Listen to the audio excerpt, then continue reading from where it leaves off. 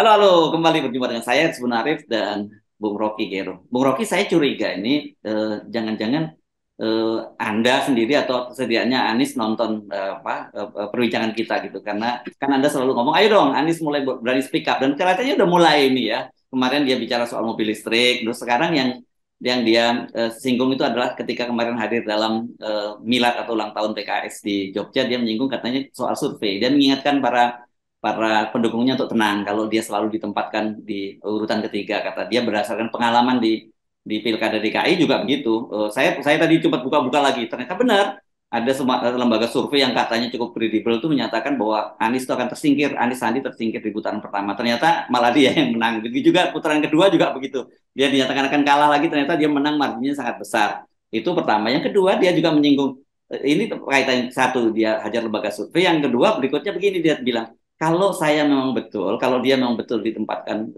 elektabilitas saya itu nomor tiga, kenapa masih dijegal? Bener juga sih. Ngapain tuh? Sudah orang mau ke laut nomor tiga kok masih dijegal dengan berbagai cara. Saya kira masuk akal nih logikanya, Bung Rocky. Ya masuk akal dan yang nggak masuk akal adalah Musra tuh. Musra menetapkan bahwa Anies nggak pernah disebutkan itu. Loh, bagaimana dia di Padang disebutkan segala macam. Jadi ajaib lembaga survei menyatakan bahwa Anies nomor tiga, bahkan lembaga survei internal partai-partai itu Gerindra punya internal sendiri, Golkar segala macam, PDIP. Tetapi di dalam Musra dia dianggap tidak tidak pernah ternomini gitu kan. Itu ajaib kan. Jadi buat apa Musra itu dibikin panjang lebar kalau akhirnya hanya untuk menyatakan bahwa Anies tidak ada dalam daftar tiga itu, kira-kira itu soalnya tuh. Jadi publik juga merasa ini apa sih, buat apa peta umpet di lapangan terbuka, kan itu intinya kan. Jadi konyol aja, mau sembunyi di mana itu, mau sembunyi di bawah rumput. Jadi bagian-bagian ini yang diperhatikan betul oleh publik pemerhati, terutama anak-anak muda ini, mereka selalu jeli melihat penyimpangan itu. Sama halnya kalau kita ingat bahwa musrah ini selesai bulan Maret.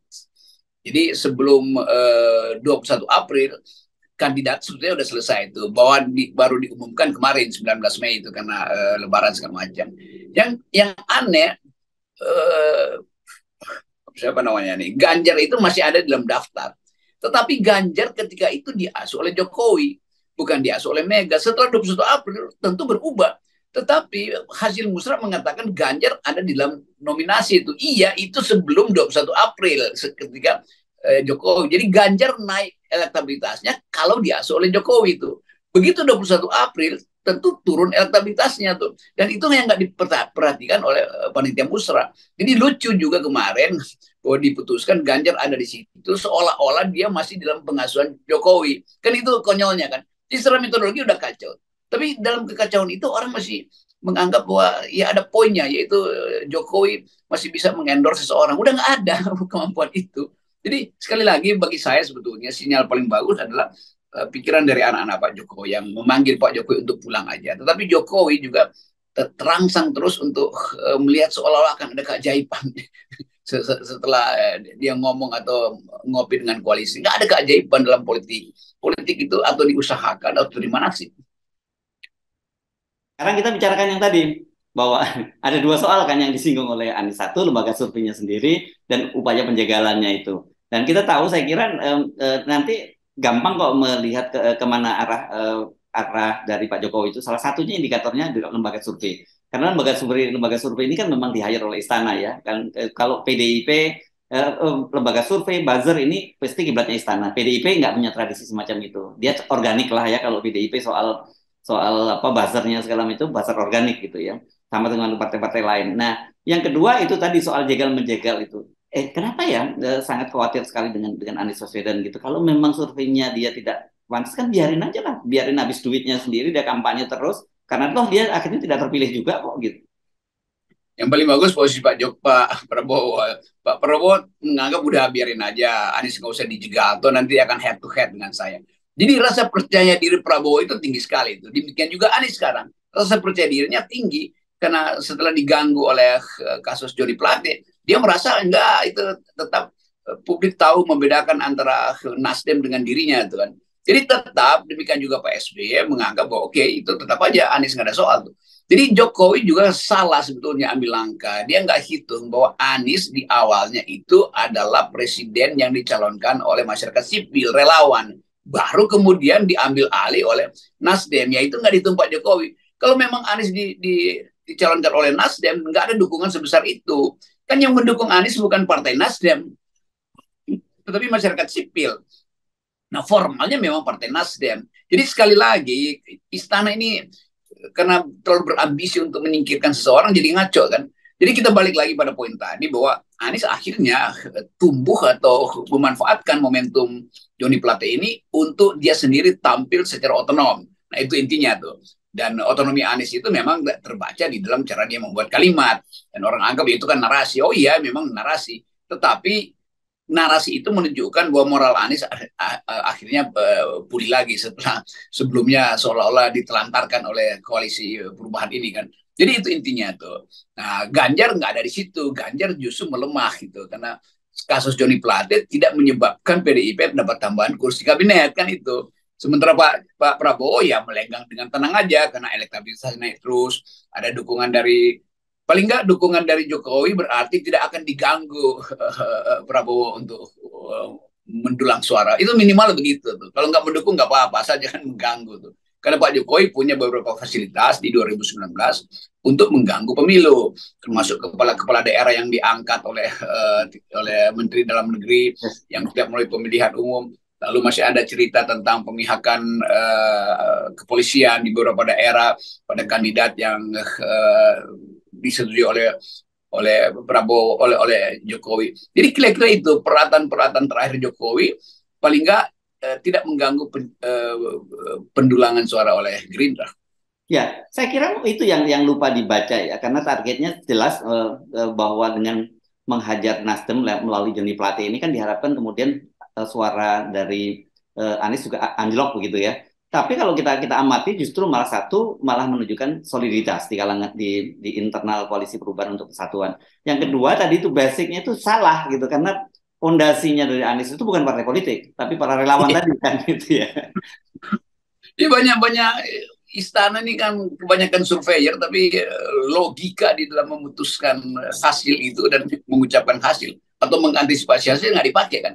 Jadi ada otak-otak bodoh di situ yang nggak tahu bahwa variabel non elektoral itu bekerja di dalam sistem survei itu soalnya loh. Ini kurang mampu mereka berpikir begitu. Tapi ya udah, karena mereka memang berpikir sekedar soal elektabilitas yang sifatnya formal. Jadi dihitunglah Anies didukung oleh Nasdem. Nasdem berapa orang sih?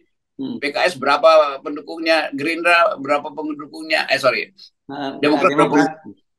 Lalu dianggap bahwa itu pasti cuma segitu. Loh Anies itu bukan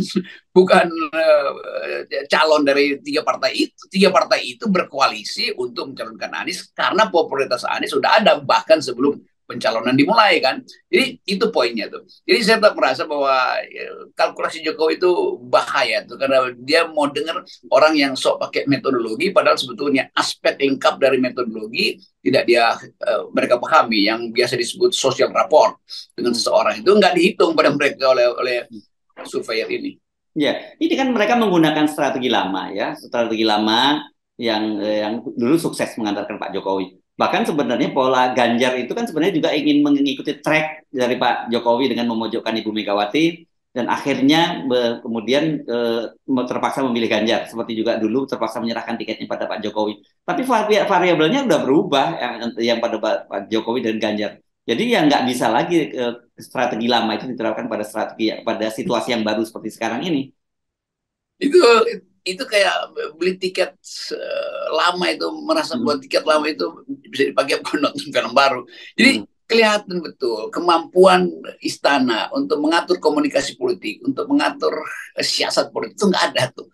Jadi di dalam pikiran istana setiap kali rapat pokoknya Anies harus dinyatakan lenyap. Padahal Pak Prabowo bahkan membela, jangan dong, biarin aja, saya mau head to head kok. Ganjar juga begitu. Jadi cuma istana yang berpikir Anies harus lengkap. Anies sendiri berpikir, oke, Ganjar jangan dicela-cela karena bagaimanapun dalam kompetisi kita akan uji gagasan itu, bukan soal hal-hal yang sifatnya individual. Anies menghormati Prabowo sebagai senior karena Anies pasti berhutang budi politik pada Prabowo karena Prabowo yang membuat reputasi Anies itu tumbuh sebagai uh, Gubernur DKI pada waktu itu. Jadi ini kesempatan yang harus dibaca oleh Pak Jokowi. Kalau dia endorse seseorang tanpa dia tahu bahwa uh, psikologi politik Indonesia tidak lagi stabil karena perubahan Ganjar yang Jokowi ke Ganjar yang Megawati, bahayanya di situ. Ketidakmampuan Pak Jokowi, junto komunitas di sekitar istana itu tidak mampu untuk tidak mampu untuk menjamin bahwa survei itu benar. Jadi kondisi psikososial dan antropologi masyarakat tidak akan percaya pada hasil survei, apalagi survei tentang Anies itu. Ini seperti kisah ya, bagaimana orang yang hidup di dalam gua gitu ya, dan dia merasa masih hidup seperti itu, dan dia tidak tahu bahwa situasi di dalam gua itu sudah berubah gitu. Ini guanya mungkin dalam istana gitu. Ya di sana nggak ada gua, yang ada gorong-gorong. Oke. Dan berbahaya hidup di gorong-gorong tuh. Oh Karena iya iya iya iya. Ya. iya, kalau dalam gua ya mungkin udah dia takdirnya jadi pertapa. Nggak ada orang yang bertapa di gorong-gorong. Nah ini masalahnya. Banyak orang yang hidup di gorong-gorong nggak mau lihat kenyataan. Ya, ya, ya. Oke, jadi saya kira tidak berlebihan kalau kemudian Anies terlampau santai gitu menghadapi situasi ini karena dia sendiri bagaimanapun dia punya pengalaman gitu ya dalam pilkada DKI itu silahkan dibuka gitu. Banyak sekali lembaga-lembaga survei yang pada waktu itu diberi kartu merah, kartu kuning itu oleh seorang peneliti dari UI yang menunjukkan karena memang tidak akurat dalam lembaga survei dan ternyata memang di Indonesia itu lembaga survei itu memang menjadi alat pemenangan pemilu ya. Jadi bukan lagi menjadi semacam apa untuk metode ilmiah. Orang sering lupa ya, kita bukan tidak percaya dengan survei. Kita percaya kok dengan metodologi di lembaga survei itu. Tapi persoalannya kan ketika metodologinya diutak-utik, terus margin errornya juga dibuat serendah hati, dan siapa yang akan jadi pemenangnya juga sudah ditentukan sebelumnya.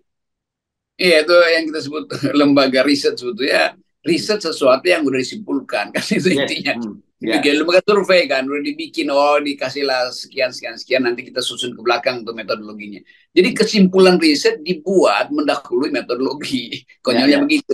Itu Ya. sama dengan nasib IKN. Udah ditetapkan sebagai proyek, baru mau dilakukan AMDAL. Itu begitu aja tuh. Jadi model kedunguan yang sebetulnya dengan mudah orang tahu bahwa ini adalah pesanan politik. Ya, iya, iya, iya. Jadi orang kan banyak tanya kenapa kok selalu mendinai soal hasil hasil lembaga survei. Saya kira kita bukan mendinai. Kita yang mendinai itu adalah perilaku dari para pemilik-pemilik lembaga survei yang di-hire oleh kekuasaan untuk memberikan justifikasi apapun yang dimauin oleh penguasa itu. Gitu. Termasuk dalam hal ini soal kepuasan publik terhadap Pak Jokowi, soal elektabilitas dan sebagainya gitu. Dan ini saya kira di masa akhir jabatan Pak Jokowi itu berbahaya loh buat Pak Jokowi. Itu bisa menjerumuskan Pak Jokowi. Ya itu pentingnya kita pelajari political economy dari lembaga survei ini. Mulai dari lembaga survei pertama yang dibiayai oleh Bank Dunia, lalu di dalam lembaga survei itu beternaklah tokoh-tokoh ini, lalu menyebar sekali. Itu kita tahu kelakuan itu kan. Jadi ini lembaga-lembaga survei yang dari awal memanipulasi opini publik tuh. Ini lembaga-lembaga yang dari awal memeras kandidat-kandidat mulai dari bupati, calon gubernur segala macam. Itu kita tahu dan itu sebetulnya satu waktu akan harus dibongkar tuh bahwa etika lembaga survei itu dari awal memang manipulatif. Terima kasih Bung Rocky dan semua itu saya kira kelakuan bapak semacam ini harus kita nolkan ya Bung Rocky ya. Yes, supaya tidak manipulasi 0%. Yes, thank you.